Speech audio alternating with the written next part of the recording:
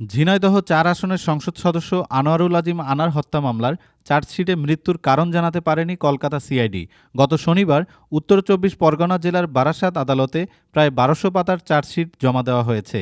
চার্জশিটে গ্রেপ্তার কসাই জিহাদ হাওলাদার এবং মোহাম্মদ সিয়ামের নাম আছে। আনার হত্যা মামলার অভিযোগপত্র ৮৭ দিনের মাথায় পেশ করা হয়েছে। হত্যার আগে এবং হত্যার পর কিভাবে আনারের দেহ লোপাট করা হয় তার বিবরণ তুলে ধরলেও চার্জশিটের তদন্তকারী সংস্থা খুনের কারণ নিয়ে কোনো ধরনের তথ্য দাখিল করেনি। কারণ আনোয়ারুল হত্যার মাস্টার মাইন্ডকে সিআইডি জিজ্ঞাসাবাদ করতে পারেনি এবং পুরো মামলাটির তদন্ত এখনও চলছে। চলতি বছরের ১২ই মে চিকিৎসা করাতে গিয়ে নিখোঁজ হন তৎকালীন ঝিনাইদহ ৪ আসনের সংসদ সদস্য আনোয়ারুল আজিম আনার। ১৩ তারিখে নিখোঁজ হলে ১৮ তারিখ কলকাতার অদূরে বরাহনগর থানায় তার বন্ধু গোপাল বিশ্বাস নিখোঁজ ডায়েরি করলে পুলিশ তদন্ত শুরু করে। এরপরই নিউ টাউনের সঞ্জীবা গার্ডেন্স নামের একটি আবাসিক ভবনে সংসদ সদস্য আনোয়ারুল খুন হওয়ার কথা জানায় সিআইডি।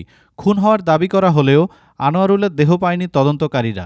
যদিও এই আবাসিক ভবনে সেপটিক ট্যাঙ্ক থেকে সন্দেহজনক মাংসখণ্ড উদ্ধার করে ফরেনসিক পরীক্ষায় পাঠানো হয়।